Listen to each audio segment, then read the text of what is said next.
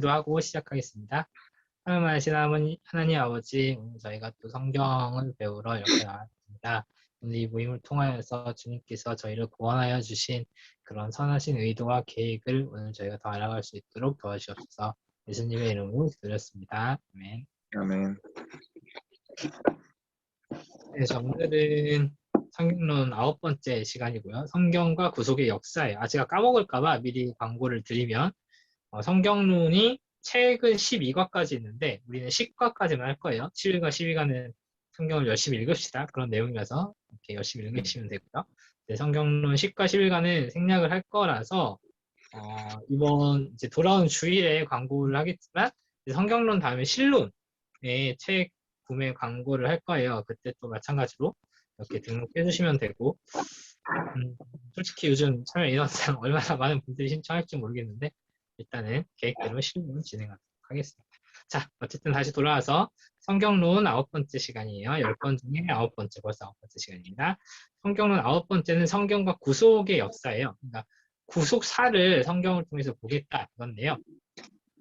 창조, 타락, 구속, 완성 이렇게 네 단계를 우리가 구속사라고 부르는데 이 네 가지의 그 각각의 장면들이 성경에 어떻게 나오는지를 보면 될 것 같습니다. 먼저 바로 들어갈게요. 첫 번째는 성경이 이제 구속사를 다룬다고 했잖아요. 구속사가 말 그대로 구속의 역사인데 그 역사의 특징은 이제 특징을 몇 가지만 살펴보겠습니다. 첫 번째로 이제 우리 인간이 그러니까 우리가 일반적으로 학교에서 배우는 뭐 그런 국사, 뭐 세계사 그런 것과는 다르게 성경의 역사는 당연히 인간이 아닌 하나님이 주인공이겠죠. 그래서 구속사를 볼 때는 항상 하나님께서 어떻게 역사를 하셨는가, 하나님께서 어떤 일들을 이루셨는가 이제 그런 것들을 위주로 보시면 됩니다. 두 번째로는 단순히 어떤 사건뿐만을 다루고 있지만 어쨌든 그것들이 다 하나님 나라 그리고 구원에 대한 이야기로 집중된다는 걸 우리가 알아야 돼요. 예를 들면은 이스라엘 백성이 출애굽하는 과정을 볼 때 우리가 단순히 이스라엘 백성이 식민 애굽 당시 이집트죠. 애굽에서 어떤 식민 통치에서 해방이 됐구나 이걸 보는 게 아니라 하나님께서 이스라엘 백성을 그 죄 가운데서 구원하셔서 이방 땅 가운데서 구원하셔서 자신의 백성으로 삼으시고 그들을 성장시켜 나가시고 어떻게 구원하시는가 이런 관점으로 보셔야 된다는 내용입니다. 그리고 마지막으로 그 구원의 중심엔 당연히 예수 그리스도가 있겠죠. 그래서 처음에 이제 조금 이따 보시면 알겠지만 타락하자마자 나오는 원시복음에서도 예수 그리스도가 등장하게 됩니다. 이렇게 보시면 되고요. 자, 두 번째 성경 구속 드라마의 구조는 이 네 가지를 의미해요. 창조, 타락, 구속, 완성 그렇게 3, 4, 5, 6번이 각각 나와 있죠. 그래서 창조가 창세기 1, 2장 천지창조죠. 천지창조와 더불어서 이제 인간에 대한 창조가 나타나고 있고요. 타락은 선악과를 따먹은 사건이죠. 그것에 대해서 나와 있고요. 그리고 그 타락, 타락을 다룬 3장이 창세기 3장이 책 끝나기도 전에 하나님께서는 구속 사역을 시작하십니다. 그래서 성경 마지막 부분이 요한계시록 20장까지 구속사를 계속 다루게 되고 구속에 대한 것을 다루게 되고 그 뒤에 이제 마지막 종말의 완성에 대해서 계시록 21장, 22장이 완성을 다루고 있습니다. 이렇게 크게 네 단위로 보시면 될 것 같고요. 이거는 네. 사실 뭐 또 이 안에서 이렇게 제가 그때 언제였죠? 그 맥체인에 대해서 한번 얘기를 나눌 때 뭐 시작 끝 그렇게 나누기도 한다고 했는데 일단 크게 성경을 전체 관통하는 하나의 그런 흐름으로 보면은 창조, 타락, 구속, 완성 그렇게 보시면 되겠습니다.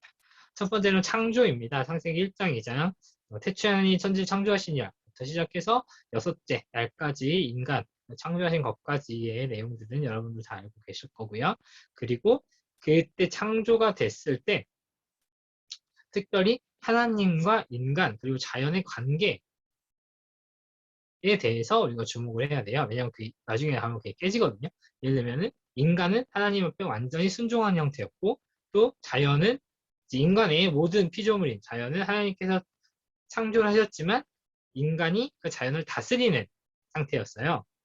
이제 인간이 자연을 다스리는 것은 아담이 모든 동물들에게 이름을 지어주는 것에서 드러납니다. 자, 이때 이 구약 시대에 이름을 그러니까 구약 시대의 이름은 물론 이제 오늘날 우리도 우리 이름이 소중하고, 그쵸? 우리 부모님께서 지어준 우리 이름이 소중하지만, 특별히 구약 시대 때는 이름이 그 사람의 정체성을 의미했거든요. 그래서 예를 들면 누가 누가 있을까요? 그 야곱의 12아들들, 막 야곱의 12아들들이 태어날 때 그 어머니들이 그 자식 이름을 뭐 내가 뭐 이렇게 뭐내 눈물을 하나님께서 보셨습니다. 어쩌고저쩌고 막 하면서 이제 그 이름에 정말 특별한 부여, 그 의미를 부여해서 그 사람의 이름을 지어요. 그래서 그 이름은 그 사람의 그 정체성이거든요. 그러니까 아담이 모든 동물들의 이름을 지었다는 거는 아담이 그 동물들의 정체성을 정의하고 넌 앞으로 이렇게 살아라 라고 아담이 명령을 했다는 걸 의미합니다. 그렇기 때문에 자연, 아담이 그 자연을 다스렸다. 이렇게 보시면 될 것 같고요. 자, 그런데 타락으로 인해서 이런 완전했던 관계들이 깨어집니다. 자, 여기에 있는 단어들은 여러분이 조금 그냥 잘 외우는 것까지는 그렇고 잘 기억해 두셨으면 좋겠어요. 그 말인가? 자, 죄의 본질은 하나님에 대한 의도적인 반역입니다. 자, 하나님에 대한 의도적인 반역, 불순종이겠죠. 이거를 우리는 죄라고 봅니다. 죄의 본질로서 파악을 합니다. 자, 그 죄로 인해서, 이건 죄의 본질이고, 그 죄로 인한 결과가 아까 앞에서 다뤘던 완전했던 관계들이 깨어지게 됩니다. 그래서 이제 하나님과 인간과의 관계가 깨져가지고 하나님과 인간이 온전한 교류를 할 수 없게 되고요. 그리고 인간과 인간의 관계도 깨어졌죠. 이게 창세기에서 보시면은 처음에 가인이 아벨을 죽이게 되죠. 이게 인간과 인간의 관계가 깨어졌기 때문에 나타나는 죄의 당연한 결과론적인 요소예요. 그리고 자연과의 관계도 깨집니다. 창세기 보시면 타락 이후에 땅이 가시와 엉겅퀴를 내요. 원래 자연은 인간의 다스림을 받는 존재였잖아요. 근데 그 자연이 인간한테 반항을 하는 거죠. 더 이상 자연이 인간의 통치를 받지 않아요. 그런 관계들이 깨어지게 되고 결국 이제 인간이 죽음의 상태에 놓이게 됩니다. 그런데 아까 말씀드렸듯이 이 타락이 나오자마자 하나님께서는 곧바로 복음을 준비하셔요. 사실 오늘 여기 책에 있구나. 자, 그 첫 번째 단계가 하나님께서 이스라엘을 통한 구속을 준비하시는 건데요. 말하자면은 이제 이스라엘이라는 어떤 교회의 모형, 신도의 모형, 하나님의 백성의 모형을 통해서 하나님께서 구속에 대해서 말씀하시고 구속 사역을 또 실제로 전개하십니다. 그 첫 번째가 이제 아브라함까지, 아담에서 아브라함까지인데요. 여기서 원시복음이라는 거는 창세기의 3장에 보시면은 하나님이 이제 그 뱀이 하와를 이렇게 꼬셔가지고 하와가 그 죄를 짓잖아요. 하나님에 대한 의도적인 반역을 하잖아요. 그 의도적인 반역에 대해서 반역을 이렇게 촉발한 것에 대해서 하나님이 뱀을 저주하시면서 하시죠. 여자의 후손이 너의 머리를 밟을 것이다. 있나요? 아무튼 네, 아무튼 너를 이제 너의 머리를 밟을 것이다라고 하는데 여기서 그 여자의 후손이 바로 동정녀 마리아에게 나신 예수 그리스도를 의미합니다. 자, 그래서요. 그래서 이제 그 타락 사건이 있자마자 예수님께서, 그러니까 하나님께서는 예수님을 통한 구속사역을 준비를 하시고요. 또 그것의 모형으로서 동물들을 제물로 바치는 희생제사, 이것도 예수님의 구속사역의 모형이죠. 예, 희생제사가 시작이 되고요. 예, 이게 다 예수님 사역의 모형이라고 보시면 됩니다. 네. 그리고요, 제가 살짝만 다시 위로할게요. 하나님에 대한 의도적인 반역, 이게 있잖아요. 이게, 나중에 자세히 말씀드릴 기회가 있을지 모르겠는데 오늘 잠깐 말씀드리면 제가 이 주중 모임 조직신학 스터디 광고를 하면서 선악과 얘기를 했었죠. 선악과를 따먹은 게 왜 제가 되느냐, 선악을 알게 하는 나무의 열매를 먹은 게 왜 제가 되느냐, 이런 질문에 대해서 답을 얻고 싶으시다면 여기 들어오셔라 라고 했잖아요. 오늘 그 답을 뭐 전부는 아니더라도 일부 드리도록 하겠습니다. 자, 하나님께서 선악을 알게 한 열매를 두신 이유는요, 이거예요. 사실 선악을 판단하는 거는 하나님만이 할 수 있는 거거든요. 뭐지? 왜냐면 온전하신 선이 하나님 딱 한 분이시기 때문에. 악인이 악인을 판단할 수는 없잖아요. 피조물이 피조물을 판단할 수는 없거든요. 그래서 오로지 선악을 판단하는 건 창조주신 하나님만이 할 수 있는데 선악을 알게 한 나무의 열매를 먹는다는 거는 이제 내가 이 열매를 따먹고 내가 선악을 분별하는 창조주의 지위에 올라가겠다라고 하는 하나님에 대한 적극적인 아주 의도적인 반역을 의미하거든요. 그래서 하나님이 그러니까 선악을 알게 한 다음에 열매를 두시고요. 먹지 말라 한 이유는 내가 너에게 모든 권한을 다 주겠다. 모든 권세를 다 주겠다. 다만 내가 창조주인 것을 기억하고 내 말에는 온전히 순종해야 할 것이다. 라는 명령을 주신 건데 인간이 아니요, 난 싫어요. 내가 하나님처럼 될래요? 라고 이 선악과를 따먹은 거거든요. 내가 선악을 알고 싶다. 내가 선악을 판단하겠다. 내가 창조주에 올라가겠다. 라는 그런 행위가 바로 이 타락의 본질이고요. 그래서 하나님께서 이제 어떤 피조물의 목적에서 벗어난 인간에게 이제 죽음이 주어지게 됩니다. 자, 그런 타락이 있었고, 그 타락이 있었음에도 불구하고 하나님께서는 바로 이제 아담으로부터 시작해서 이스라엘을 통한 구속을 준비하셨죠. 그래서 그 두 번째 아브라함부터 모세까지를 보겠습니다. 특별히 아브라함에서 모세까지는 우리가 족장 시대라고 부르는데요. 이스라엘 백성이 이제 이스라엘 민족이 아브라함 어떤 가족을 통해서 형성되는 과정이잖아요. 그래서 특별히 교회와 세상이 구별되는 이제 과정이라고 보시면 됩니다. 이때 사실 모세 때에서 많이 나오긴 하는데 이제 하나님께서 자주 하신 말씀 중에 하나가 내가 거룩하니 너희도 거룩하라. 그래서 너희가 나의 백성으로서 세상과 구별되는 거룩함을 지녀야 할 것이다. 이런 식으로 말씀 많이 하시죠. 그래서 이제 아브라함, 이삭, 야곱, 요셉 이렇게 네 명이 이렇게 장자의 직계로서 이제 창세기 한 십몇 장부터 쭉 나오잖아요. 특별히 이 네 인물들을 구원의 서정으로 보면은 소명칭의, 그리고 양자됨의 이삭, 그리고 성화를 보여주는 야곱, 그리고 영화를 보여주는 요셉, 이렇게 좀 보시면 되겠습니다. 자세한 내용은 책으로 확인을 해보세요. 거기까지는 네, 넘어가 될 것 같고요. 다음에 이제 모세부터 다윗까지입니다. 아시다시피 이제 출애굽하고요. 다윗이라는 이제 왕이 세워지기 직전 시기까지라고 보시면 돼요. 네, 다윗 직전까지. 그래서 구원의 모형으로서 출애굽과 가나안 전쟁 우리가 볼 수가 있고요. 애굽 이방이었잖아요. 그래서 이방 땅으로부터 하나님이 약속하신 가나안 땅으로 돌아오는 과정은 죄 아래에 있다가 하나님의 통치 아래로 돌아오는 과정으로 우리가 볼 수 있거든요. 그래서 우리가 이거를 구원의 모형으로 볼 수 있고요. 특별히 이제 가나안으로 돌아와서 이스라엘 백성이 영적 전투에서 패배하게 됩니다. 이거 사사기에서 볼 수가 있죠. 사사기에 보시면은 이제 원래 이스라엘 백성은 하나님이 다스리는 나라거든요. 근데 이스라엘 백성은 우리는 하나님의 통치를 미룰 수 없다. 하나님의 통치만 의지할 수 없다. 우리에게도 우리의 지도자를 세워달라. 라고 하면서 사실 왕을 세워달라 해서 이제 사울이 세워지게 되고 이제 그런 것들이 사사기에 있고요. 특별히 사사기의 맨 마지막 보면은 이 백성이 자기 소견에 옳은 대로 행하였다라고 마무리를 하거든요. 그래서 이 백성들이 하나님을 따르지 않고 하나님께 순종하지 않고 자기 소견에 옳은 대로 요즘 우리말로 표현하면 자기 멋대로 지멋대로 행동을 했다.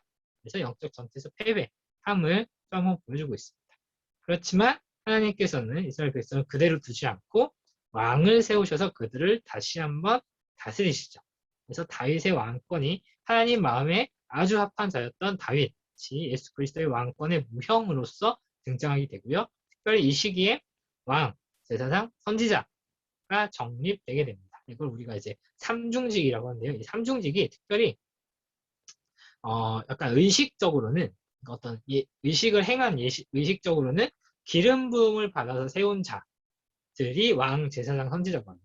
기름 부음을 받았다는 것은 이 시대에 하나님께서 권위를 친히 인정하고 내려주셨다라는 거예요.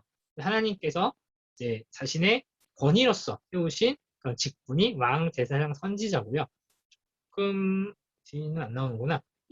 신약에 가서 조금 뒷얘기긴 한데 신약에 가서 이 세 가지를 다 했던 사람이 있죠. 그렇죠. 사람이자 하나님이 바로 예수님이시죠. 그래서 사실 구약에도 이 삼중직을 감당한 사람이 많이 있었고 심지어 구약에도요. 이 삼중직을 다 감당했던 사람이 있어요. 예를 들면 사무엘이 일반적으로 사사, 그러니까 왕 전에 이스라엘 백성을 다스렸던 사사 역할을 맡았다고 보거든요. 거기에 사무엘이 제사장도 했고요. 선지자도 했어요. 그래서 왕은 하나님의 다스리심을 나타내고 제사장은 하나님의 어떤 구속 사역을 행하는 것을 나타내고 선지자는 하나님의 말씀을 대언하는 그런 역할들을 했는데요. 그런 것들을 이제 이 시기에 하나님께서 그리스도의 모형으로 세우십니다. 예를 들면 그리스도라는 게 우리나라가 이제 뭐지 뭐 크라이스트 이런 말 한자로 음역한 게 이제 그리스도잖아요. 근데 이 크라이스트란 이 말이 약간 어원을 따져보면 기름 부음을 받은 자를 말하거든요. 그래서 오늘날 우리가 그리스도인이라고 하면은 나는 그리스도인이에요 라고 한다는 거는 나는 하나님의 기름 부음을 받은 왕, 제사장, 선지자의 역할을 하는 작은 예수입니다 라는 표현을 하는 거예요. 그래서 그리스도인이라는 말이 사실 물론 이걸 감추면 안 되지만 그렇다고 이 나는 그리스도인입니다 라는 말을 사실 쉽게 뱉을 수 있는 말은 아니에요. 우리가 그 말을 할 때마다 내가 하나님의 왕권을 실현하고 그리고 하나님의 구원 아래 있고 하나님의 말씀을 전하는 사람입니다 라는 고백이 사실 나는 그리스도인입니다 거든요. 물론 이걸 못한다고 부끄러워서 이걸 숨기면 안 되지만 그렇다고 이 말을 가볍게 하셔서도 안 되고 이제 영적인 거룩한 부담감을 느끼시면서 이렇게 말을 하셨으면 좋겠습니다. 네, 다음 넘어갈게요. 다음은 이제 바벨론, 이제 다윗의 왕권 시대를 다윗으로부터 세워진 왕권 시대를 지내면서 아시다시피 뭐 북이스라엘과 남유다 모두 망하죠. 특히 바벨론은 아니 남유다 이제 바벨론에 한테 망하게 되는데요. 이 바벨론에 의해서 이스라엘 나라가 망하게 되면서 이제 하나님께서 어떤 이스라엘이라는 모형을 통해서 구속 사역을 보여주셨잖아요. 근데 이제 가시적인 하나님 나라가 사라집니다. 그리고 하나님께서는 그리스도의 오심에 대한 어떤 세계사적인 준비를 이 시기에 또 하고 계세요. 그러니까 말하자면 이제 더 이상 이스라엘이라는 가시적인 모형이 아니라 완전한 예수님을 통한 구원, 진정한 하나님의 백성으로서의 보이지 않는 비가시적인 교회를 포괄하는 구원을 준비하는 과정에서 이제 이스라엘이 아닌 이제 세계 선교까지 이제 전파될 수 있는 그런 준비가 있게 됩니다.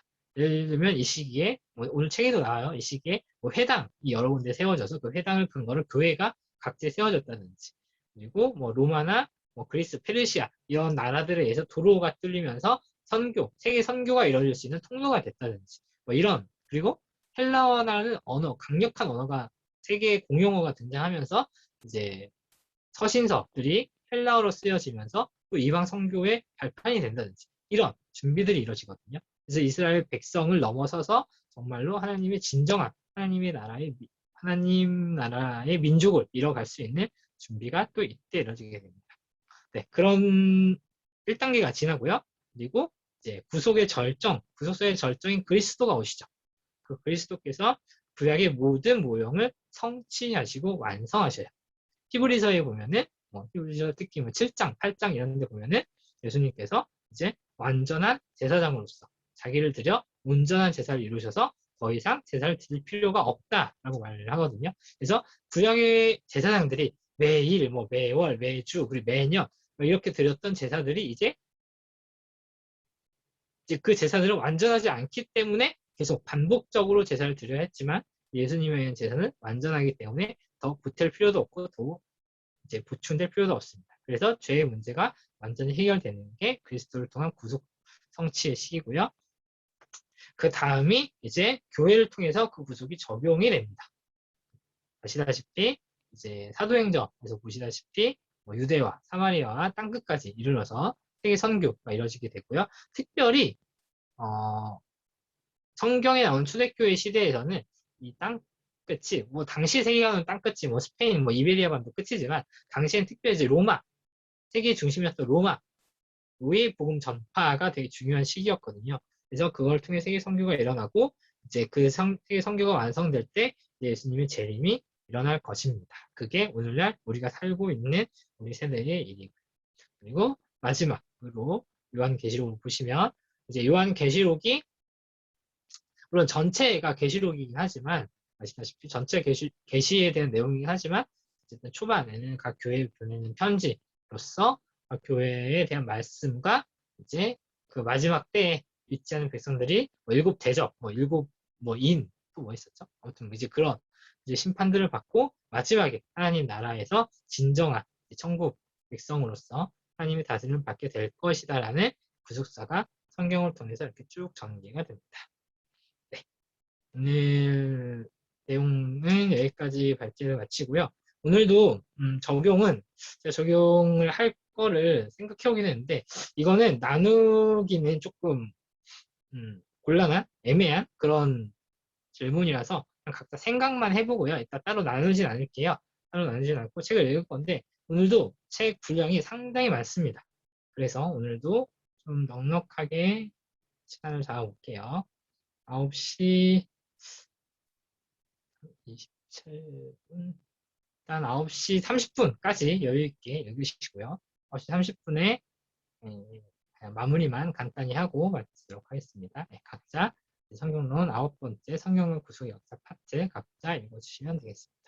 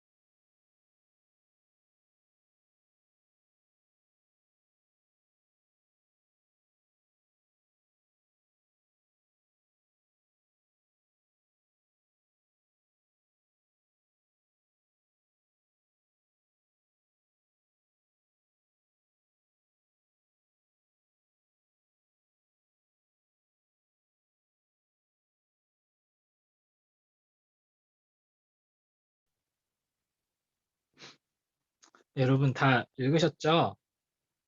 네.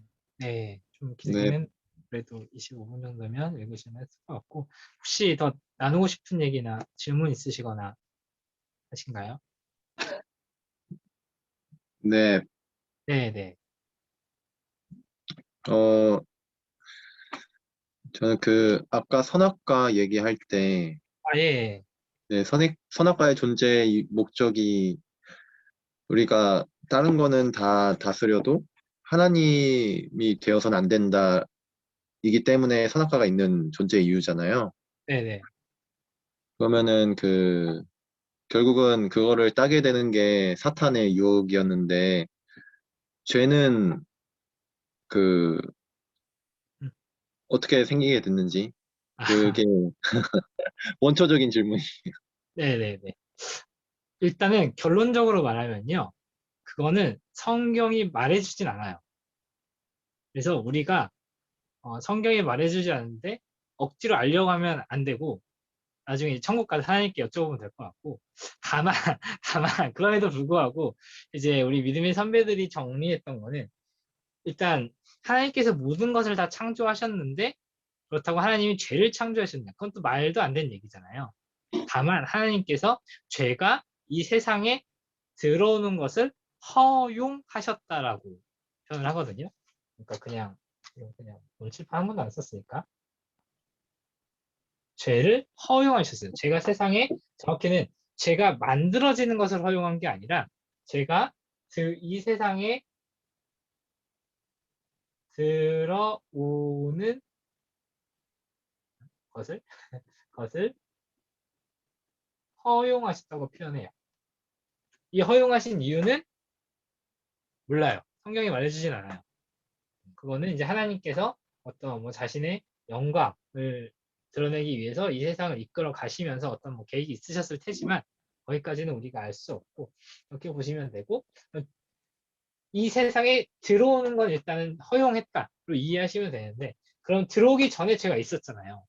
그거는 언제부터인가까지 그러니까 언제부터인가는 얘기를 할 수는 있어요. 일반적으로 그 하나님께서 만드신 천사가 타락해서 그 영적인 어쨌든 죄를 짓는다는 건 영적인 존재잖아요.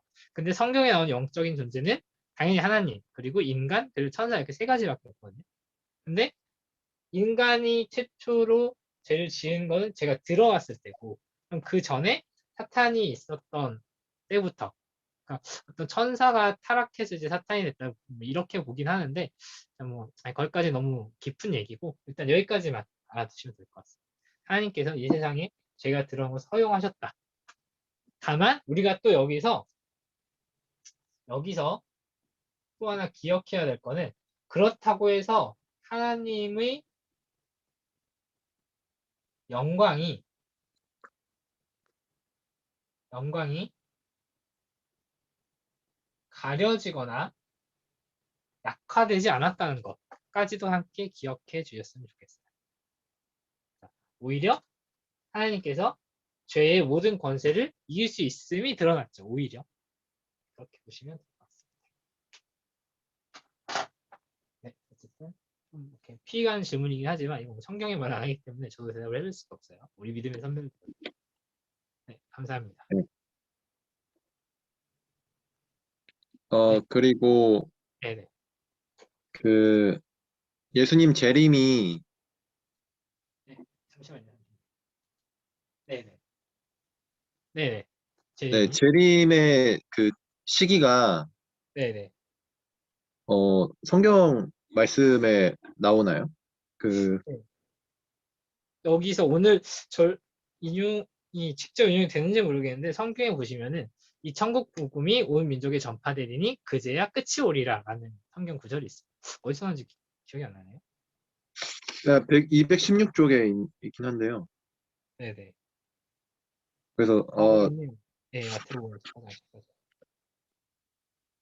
아, 예, 여기 있네요. 이 천국 복음이 모든 민족에게 증언되기 위하여 온 세상에 전파되리니 그제야 끝이 오리라.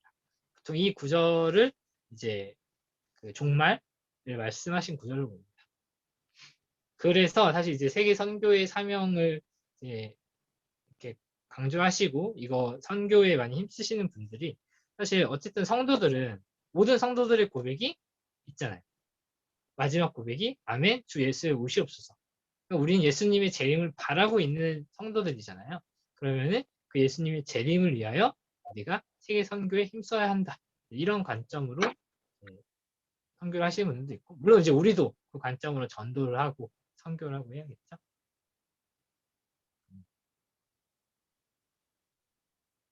네, 혹시 질문이 좀 답변이 되셨나요? 네. 네. 그러면은 그 예수님 재림하기 전에 우리가 죽게 되면은 네, 다시 또 부활을 이제 하게 된다고 예, 그쵸. 했잖아요. 그래서 최후의 심판을 이제 받게 된다. 네네. 그러면은 우리가 죽어서 바로 천국에 들어가는 건 들어가게 되는데 다시 또 부활로 되살아나서 다시 최후의 심판을 받게 되는 거다. 이렇게 이제 이해하고 있었거든요. 네네네. 어, 그래서 그러면은 처음에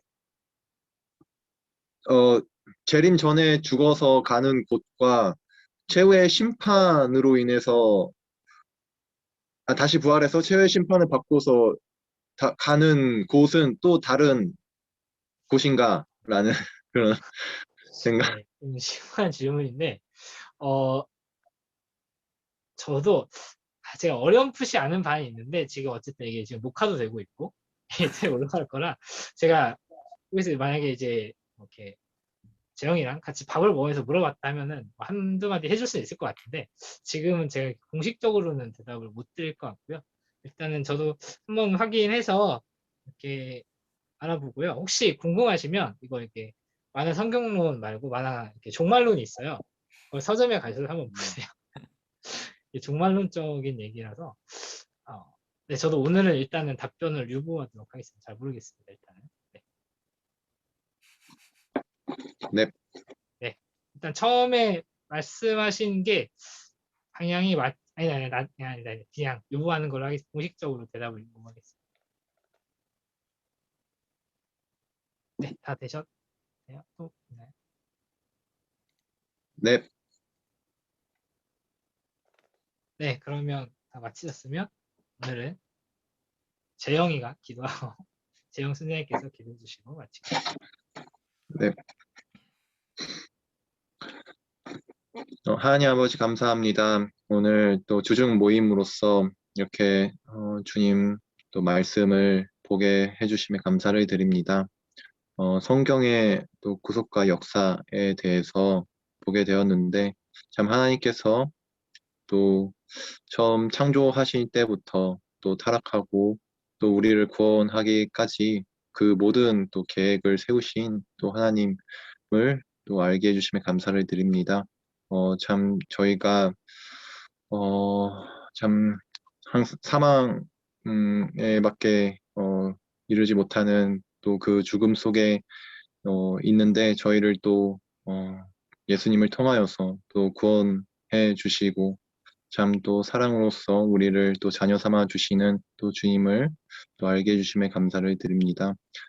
참 저희가 또 주님께서 주시는 또 그 소명으로서 참 주님의 복음을 또 잘 알고 또 주위에 또 전달하는 그러한 사명들을 잘 감당할 수 있기를 원합니다. 주님께서 또 오시는 그날까지 그리스도인으로서 힘써 또 그 삶을 살아가는 저희 모두가 될 수 있기를 간절히 기도드립니다.